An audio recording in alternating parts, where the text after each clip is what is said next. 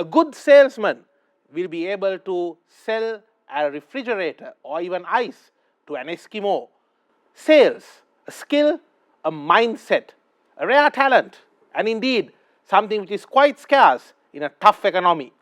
Welcome to BISNOMICS, your weekend's most profitable 60 minutes. I'm Tharanu Amarasekara. Today, our focus will be on sales. Well, it's a term that is commonly heard. Some people dread it. Some people absolutely love it. The role of sales in an organization. How do we make sales happen in a tough economy? And to talk about this and other related aspects of sales, we have an expert in sales who is joining us, who is none other than Dr. Dinesh Hamangoda. Dr. Dinesh, absolute pleasure to have you. Welcome to BISNOMICS. Thank you, Taridu. Doctor, now we hear this term sales. Well, before that we hear about marketing and branding, the concepts, the 4 Ps, the 7 Ps, the brand architecture, etc. But end of the day, all of that will be futile if things don't get moving. In other words, if sales don't happen. Is sales the unsung hero of a company? Well, Tarindu, I have two articulations. One is any marketing activity or any marketing related activity or a brand will not come to the platter without any sales activity. So, if anything has to be somewhat like come to the face, it needs any sort of a sales activity. So, I would not totally agree with your argument because nowadays sales is fully sunk, I would say, because wherever you go, any organization nowadays, because salesmen basically paying our salaries. So wherever they bring the money, bring the revenue. Now even to the fact like bring the profits as well. Now we have been given profit targets as well. So sales people are no longer only given sales no targets. longer. So that's why I am not somewhat like in agreement with you. So if you go to an organization, now you can't see salesmen are hidden. So if you go to especially to a well-established organization, you can see on an hourly basis, maybe on a daily basis, sometimes hourly basis, you can see because KPIs are fully monitored. You can see what is the sale up to now, what is the sales rep in Kurunagal has done up to the which level of the target. I've heard about these corporate war rooms where inside, like it's like a command center. You can see this district sales, it's a cockpit, somewhat like the management cockpit. All the dashboards are there. So how can you get yourself somewhat like unsung? So we have daily recognition sessions, daily meetings where all your sales KPIs are monitored, and we have BI tools, all other sales analytics. We can not see not even the revenue. We can see how many shops you have gone in, how many SKUs that you have sold. So I would say for the time being, all the salesmen are at this moment fully sung. Because at the end of the month, all the darlings of the corporate world. Darlings of the corporation, all the managing directors, all the directors are now behind salespeople. You can't, get yourself hidden. So, in monthly end sales conference, your salespeople are highlighted. In daily end, you have some appreciation. Mid-month, we have appreciations. So, I would say, any organization, now even up to a bank, now all the bank employees has become salesmen. Now you can even say even a security guy now has to do some sort of a sales part.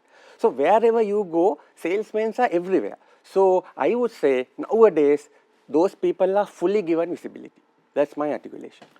Dr. Hamangoda, I can see the passion you have about sales, and I'm pretty sure the next more than 40 minutes or so, myself and the audience will definitely enjoy this discussion. Thank you. That's what we love. We love passionate speakers, people who are passionate about what they do because that's the way forward for the economy. True.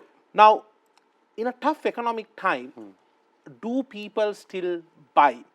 And if so, is it the art of sales that is making things happen? Because people are complaining the salary is not enough, that there is inflation, in fact, hyperinflation situation.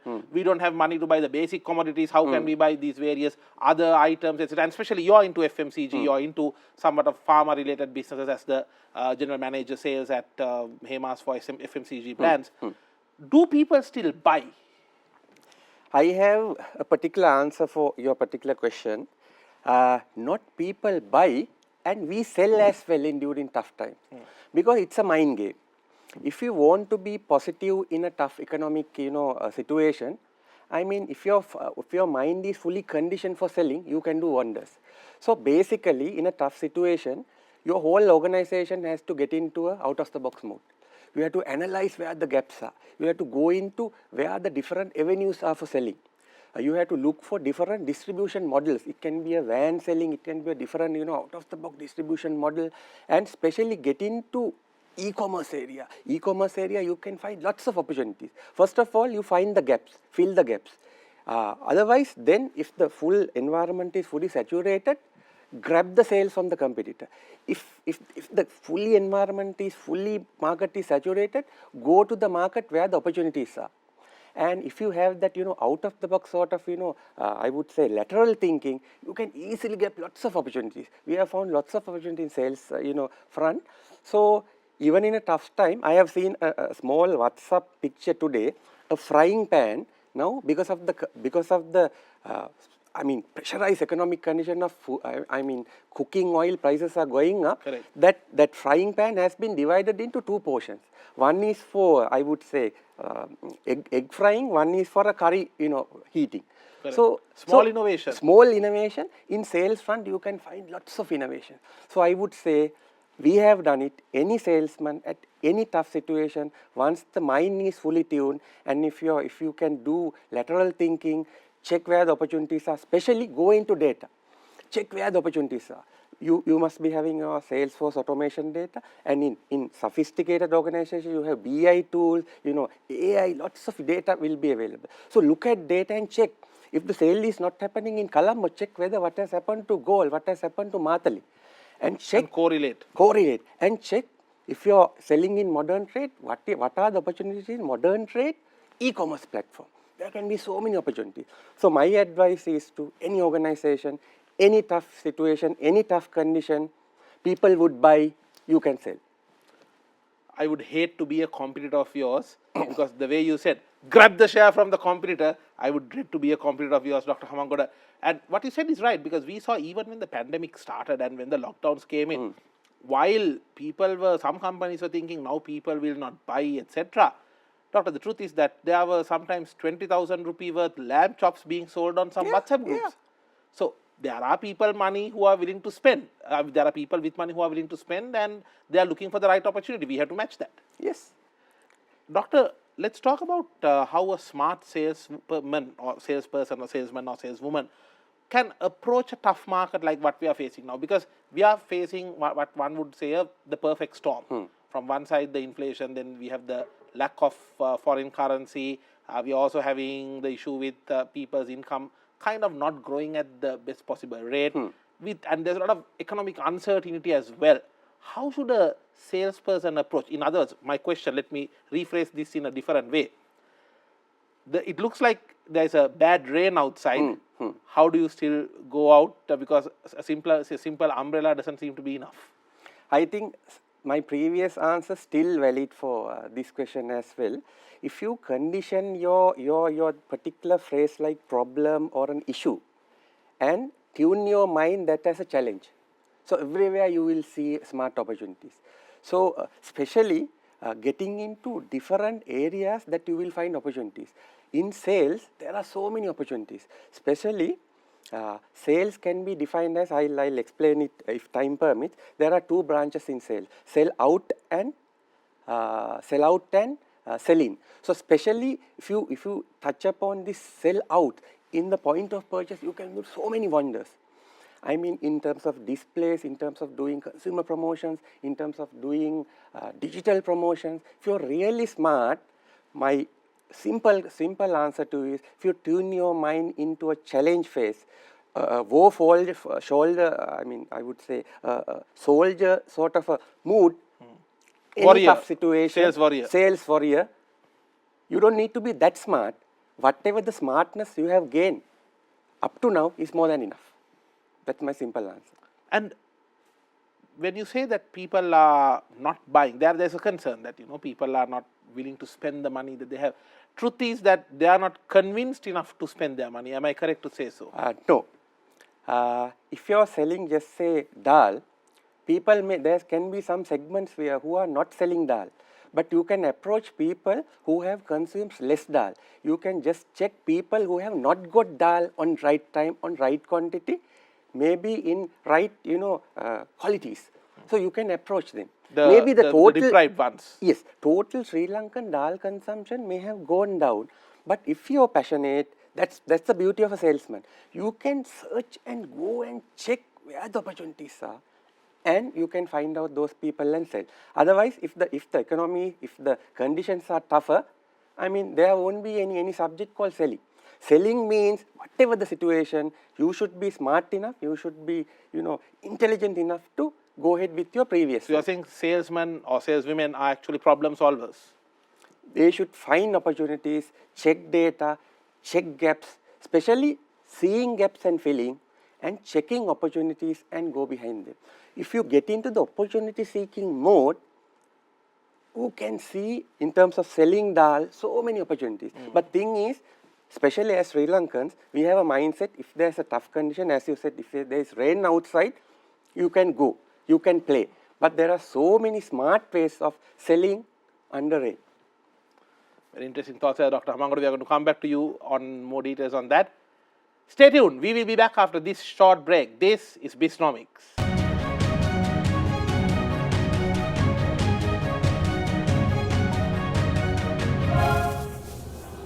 Welcome back to BISNOMICS, your weekend's most profitable 60 minutes. I'm Tarindu Amarasekara. The art of sales, that is the focus today in our discussion. And we are having a very special guest joining us who is none other than Dr. Dinesh Hamangoda. Dr. Hamangoda, now they say the pandemic has forced a lot of changes in the consumer behavior. Now I believe sales and consumer behavior go hand in hand. So from your perspective, you being in the forefront of the FMCG sector, you see these behaviors changing on a daily basis. What are the identifiable key changes in consumer behavior that we see today? Today, I would say during pandemic time, we have seen a lot of panic buying. People used to buy unnecessarily in big quantities to home stocking. And we have seen... We were ready for getting ready for 10 years. Yes, yes. And they have an artificial sort of a psychological panic, which is not favorable for a country like Sri Lanka, because they think if you buy some sort of a food item, that food item may not be available for 10 years. So you tend to buy everything in the shop. So that's one behavior. So lots of food companies can get the leverage. Doctor, let me ask this. It's like when there is a talk of a possible fuel price change. Go and whack it. Go and whack it. Full tank, as if once a tank is over, you will never travel again. And you will hire a tank and full it up. Second thing is, we have seen some sort of a very significant drastic change. Slightly people moved from modern trade to not to the big grocery chains, but to nearby stores. You can find lots of nearby shops, neighborhood shops were mushroomed. And they are available on WhatsApp. They are available on WhatsApp, and they can deliver online as well. They can deliver using their three-wheelers, bicycles as well. Dr. Hamangoda, I want to share an experience with you. So I was also very comfortable buying from modern trade. I would go to one of the leading chains while on the way home. Evidence. And when the pandemic struck, because a lot of the modern supermarkets, they took a lot of time to get their online delivery, right? Correct. You have to order today and sometimes the website doesn't load, then you have to again order, wait for 2-3 days, sometimes 2 days to get the order. But we saw all these other little shop owners hiring a lorry, going to the road, going to the streets and the different side lanes and saying, look, we are selling chicken. And then when you talk to them, they'll be like, when you buy from them, they'll be like, okay, the next time you want, call me, and not only I'm selling chicken, but hey, if you want to buy ice cream, tell me, I'll get it from a nearby shop. They up the game. They up the game. And because of this mushroomed nearby shops, if you go to a by route, you can see front room has become a small mini shop. So you can see lots of such. Now people have moved to these nearby shops, even though the supermarkets were open during the last phase of the recent pandemic. People didn't go to the supermarket. Why? Because of the AC environment, they had this COVID fear. Yes. So they had to wash hands and go, Correct. they had to be in the queue, and the fear was there. So nearby shop had the proper assortment. So smart, this nearby shop salesman or the shop owner or the grocer knew what is the assortment. They had little bit of sugar, little bit of manioc, everything were there. Correct. Even in the case of myself, I was very comfortable with this. So supermarket sale drastically dropped, even though it was fully open after the last phase of the pandemic. That was one of the observation that we have seen. And we have seen during the pandemic, when the lockdown starts, immediate, spike in the online. When the pandemic, rush is gone, you can see immediate, dropping off of the e-commerce sale.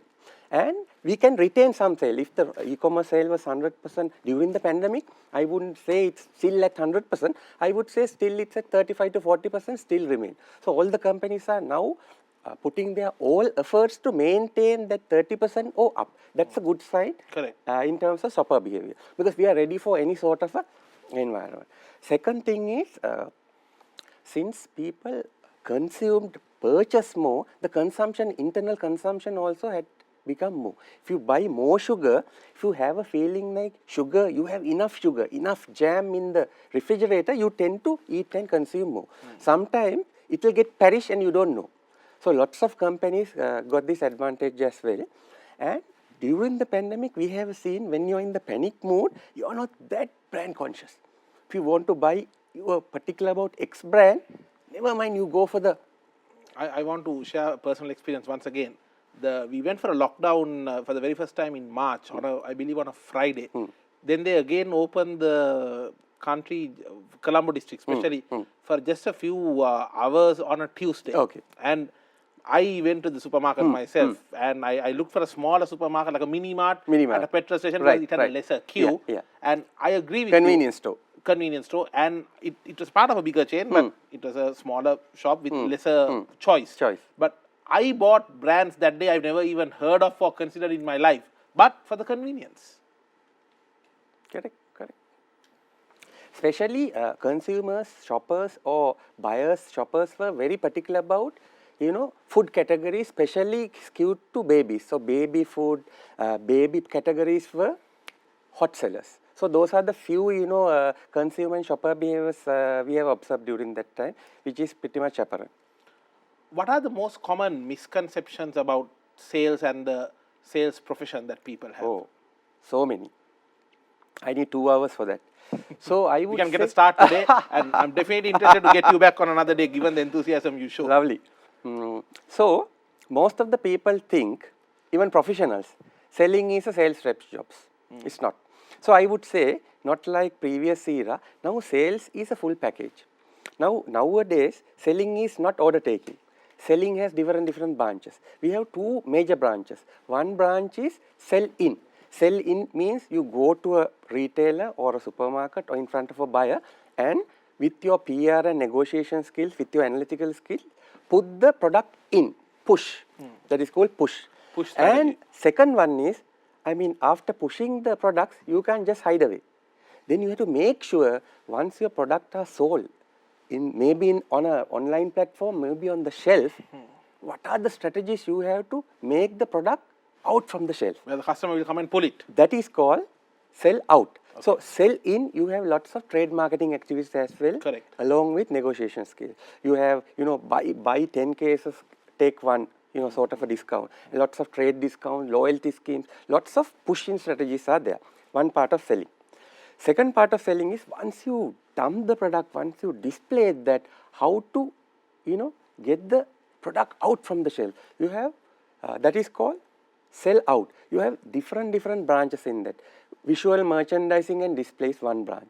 Second is consumer promotions. Third is you have lots of shopper marketing activities. If you go to not even for a modern trade shop, even if you go to a general trade shop, you can see lots of shopper marketing activities. You can see danglers, wobblers, yes. Promo girls, you can see different mascots. Mickey Mouses, you can see different types of, activities, sampling, promo girls coming to you and explaining certain things. They'll give you some little bit of food to sample, test and eat. You have, Wheel of Fortune, lots of shopper marketing activities. Correct. If you go Interaction and engagement. Interaction and engagement. If you go during the Christmas time or the out of the season, you have lots of thematic campaigns. You can see lots of, block stacks, promo items. Santa Clauses. So, this particular subject is called shopper marketing. So nowadays this sales is not just going and selling something and come back. You are responsible not only selling, making sure your boss will ask you how much you have sold out, what is the secondary sale. So selling is not that easy, it's the full package. You have to make sure, and collection as well. After selling, in a saying it's said like, selling is not a selling, as long as it's not collected. So collection is also very difficult. So selling is somewhat I believe that's a bit of a nightmare situation, isn't it? you have to manage it. You have to manage it because you can sell and come. Yeah. If you can't collect it, you are not a salesman. You are just a dumper. Because accounting, the definition is you don't recognize a sale when the money comes in, you recognize when it's given. But the truth is you can then have millions of sales in the books without collection, but nothing in the bank. That doesn't serve the purpose. So I would say nowadays people have to recognize this is a professional, well in-depth subject with art and science mixed. So you have the artistic side of the sale. Without the artistic side, I would say it's more towards artistic and little bit of, not little bit, some sort of 30 to 40% analytical skills and scientific skills are. But if you are really artistic, if you have real, inborn talent of how to sell, how to do this sales in and sales out, that is called the real, package of selling. It's not like good old days definition of selling. Simple terms, simple definition of selling is make sure, the old definition, making sure your product is available in right quantity, right visibility for a shopper to come and pick. Now the definition is you can't just, display and come back. You have to make sure somehow or other your product is sold out, grab the share and make the, category pie bigger. So that's my I would say it's very comprehensive definition, Dr. Hamangoda, and we expect nothing less from an expert like you on this topic. Dr. Hamangoda, now we see companies sometimes between the two extremes of selling to different segments. We see sometimes targeting the top of the pyramid, the luxury customers, those who are willing to spend a couple of hundreds of thousands for a nice signing pen. Versus we also have the bottom of the pyramid. Now if you look at some countries like, some continents like Africa, where 70% of the people are living at below $2 for a day. We've seen some FMCG companies selling a quarter of a soap or half of a soap. In fact, some of these sachet packets and all that initially came targeting that bottom end of the pyramid. In your experience, what are the different market expectations between the top of the pyramid and the bottom of the pyramid, and how do you balance it off? Okay, if you get into top of the pyramid, basically I would see consumers, shoppers are very much peculiar. So they would enjoy the shopping environment, I would say the shopping ambience. They need convertibility, array of products, that is called assortment. They prefer big packs. They prefer most of the time value added, I would say in my terms, highly engineered product. If you get a shampoo, they would like to have shampoos with keratin, shampoos with conditioners, lots of, engineered elements are embedded in the product. They would like to have with pumps, with trays, like, highly engineered products. Correct. And they would like to have lots of other value additions as well. If you can give them a value addition, linked to a CSR sort of an angle, that would add really psychological value for them. If you can give them some sort of a green marketing sort of environment skewed, emotional value, they will grab that. And they would enjoy the luxury of, getting into ambience, like you have lots of products are there, lots of high value products are there, and they are most of the time highly loyal to their particular product. But if you find real, psychological value in another product, I would say they are switchable. If you get into the bottom of the pyramid, most of the time they are very particular about the functional value. If you don't give the functional value or try to give a lot of psychological value, you will fail. And they would prefer small pack sizes. They would prefer non-frill. Top of the pyramid, yes, lots of frills they would like to have. Getting to the bottom of the pyramid, remove all the frills. If you can even remove the wrapper and give some sort of a value addition, they would prefer that. Some of the cars in India, when they started first time selling, they only had one mirror. They said, right side give me, left side let anyone knock and go. So less number of frills in the product, and they would like to have, in some instances, can I pay in installment, not in full term? Can I get the product in different installments? I can pay installment. Can I buy the product in installment? Can I buy the product in different grammages? So those are the elements in terms of shopper that you would make sure in the point of purchase. If you have those, you can grab all the bottom of the pyramid shoppers, but top of the pyramid is the sweet spot for a company. So all the companies. So the profits come from. It is the sweet spot. Yeah. I read a recent article, for example, taking an airline for an example, they also have to sell their seats, that 75% of the profit comes First from class, business class. which is only about 12% of the seats. So that's why some very smart companies, they have a product regime for the bottom, but they most of the time encourage people, salesmen, to go and sell the high caliber product. Upsell and cross sell as well. So what is the difference between the two, doctor? Upsell means if you are selling 1 kg, can you make it a 2 kg? Can you convince him a 2 kg? Cross sell is if you are selling just a bun, if you are in a restaurant, the waiter can convince you for a plate of chips or a fried rice or a soup or a value addition or another alcoholic or non-alcoholic drink, a ginger beer. That I would say a cross sell. So good smart salesman should upsell and cross sell as well. That's what I told you in the very inception. Salesman should be thinking laterally. Look at the opportunities.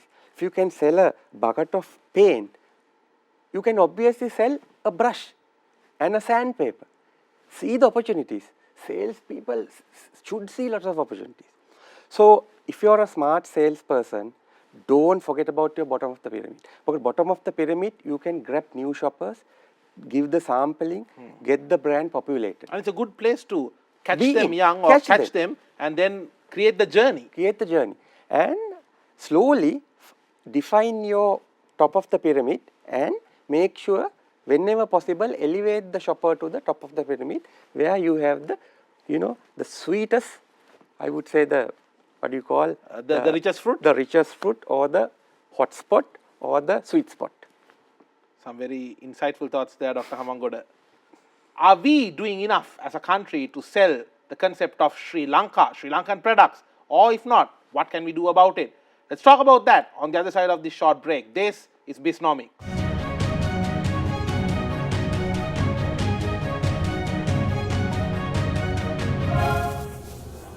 Welcome back to BISNOMICS. How good are you at selling maybe your products, maybe your business, maybe even selling yourself, your image as a professional? Well, if you are not that confident, I'm quite sure that what we are discussing today with our special guest, Dr. Dinesh Hamangoda, will indeed be quite insightful to you. Dr. Hamangoda, now we spoke about selling products and services, etc. It was very insightful indeed. Let's talk about the burning issue, the concept of, or rather selling the concept of Sri Lanka. Now, we have got so much to offer, even in tourism, even in industries. We talk about tea, we talk about cinnamon. Yet, are we overlooking the aspect of selling these concepts to the world? Do you think that, in other words, for all these tourism and the exports, etc., that we need a better national sales strategy to sell, not to sell our country in the monetary sense, but through sales to place Sri Lanka in the hearts and minds of people overseas? Do we need a proper national sales strategy? So before you getting into outskirts, international marketing area, I would like to touch upon this question in terms of selling Sri Lanka in the domestic market. It's a very dangerous area because if you are selling the Sri Lankan identity within the Sri Lankan markets, I would say I am not an advocate of that. If you want to do really that, selling Sri Lankan for Sri Lankan within Sri Lanka, you will have to give lots of good functional and psychological value. Why should I buy a Sri Lankan product? What is the value addition? You have to give them some psychological or functional value, or you have to tell them because of this, country would prosper, economy would prosper, or 1 rupee from this product will go to this sort of a national activity. Otherwise, merely marketing the Sri Lankanness for Sri Lankan and getting share versus some multinational product, I would say it's a curse, not professional. And what you are saying is that rather than saying people buy Sri Lankan because you are Sri Lankan, without saying that, give them a real reason.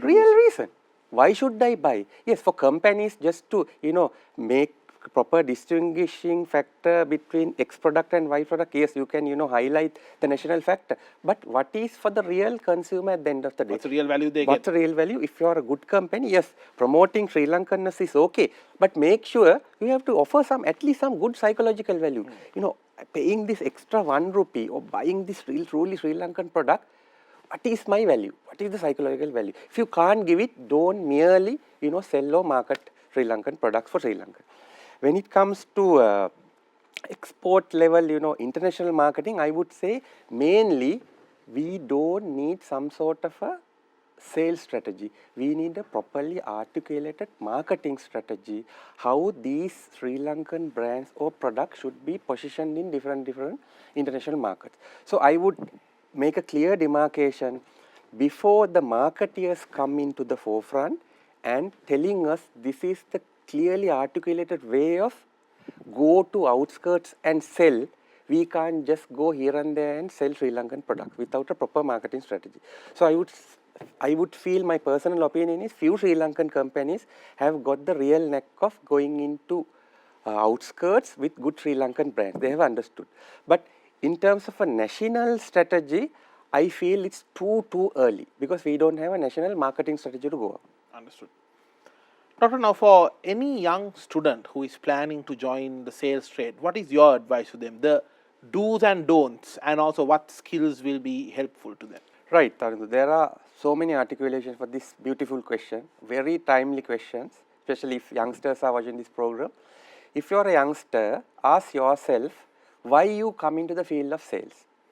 Ask yourself whether you have the right passion. A lot of people would like to become a singer, but once he became a singer, he would understand this is not my field. So don't get into the sales field for the flamboyance part of it. Because sales is a bit of a difficult, if you really get the knack of it, it's really beautiful journey. But if you get into, if you want to become a doctor for the out appearance of becoming a doctor, because becoming a doctor is a hardship. Ask, get some consultations from a professional salesman, whether even though you have the right passion, whether you will like it in between, number 2.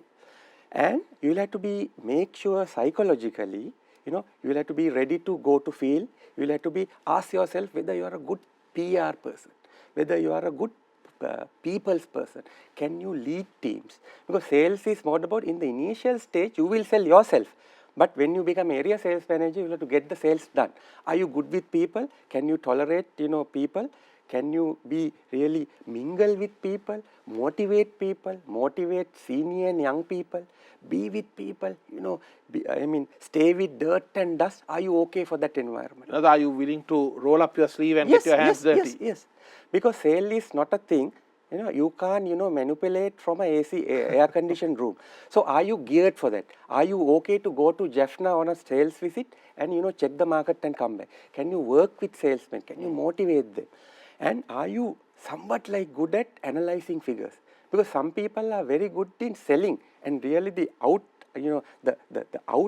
element of the selling. But can you really go through the sales figures and check where are the gaps, where are the opportunities? Are you good at that?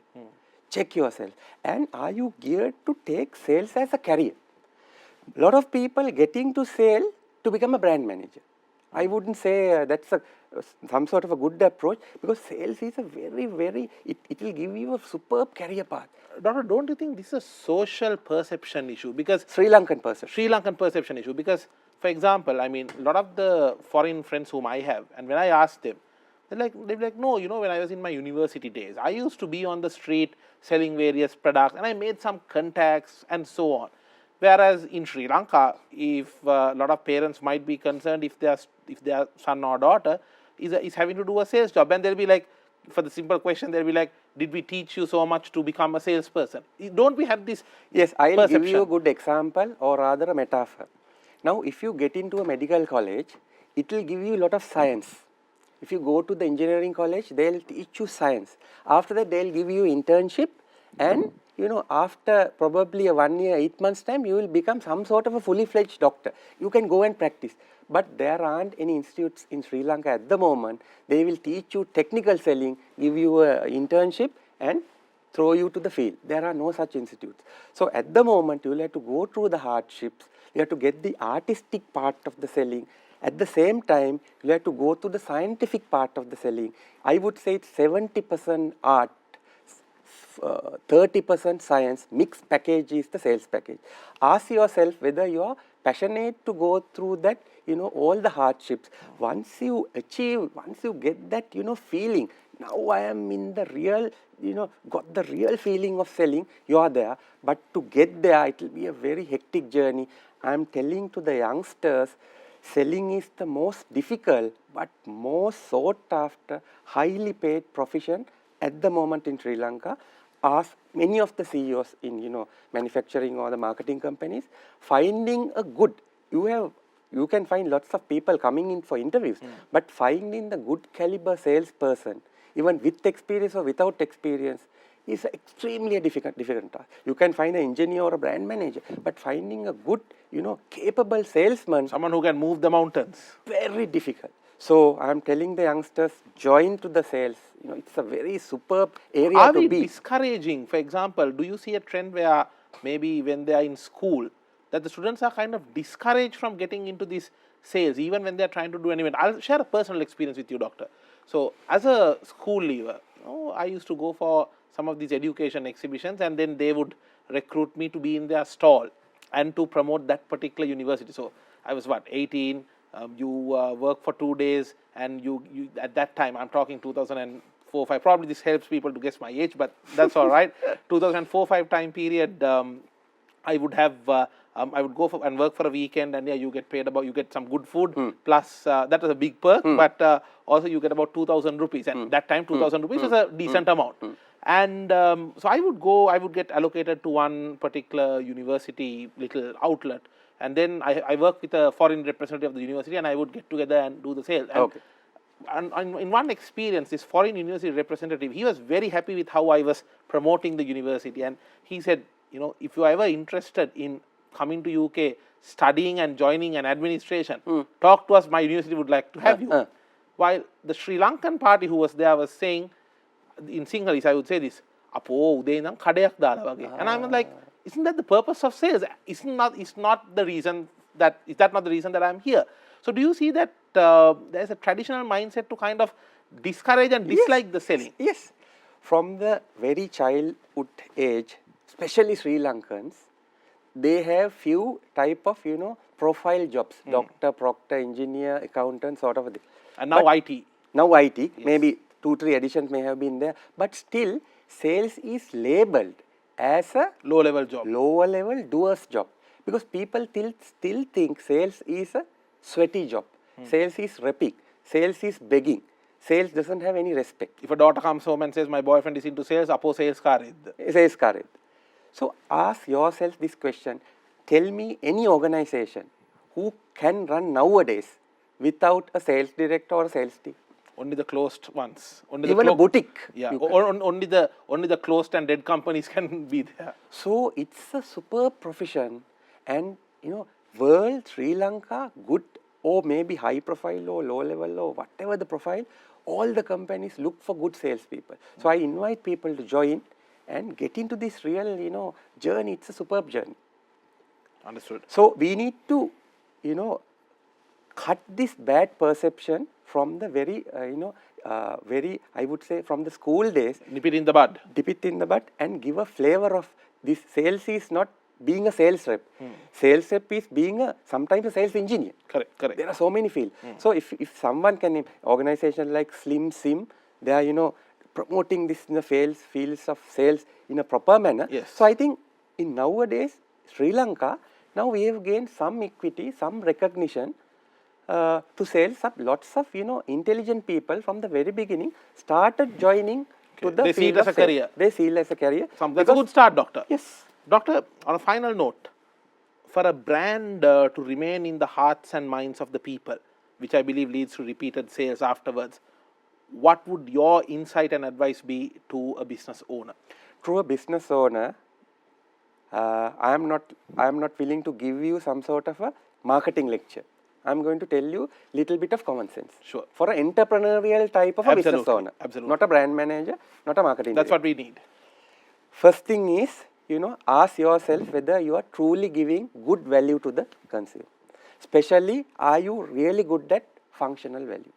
Don't try to, give lots of emotional value and mess around with the consumer.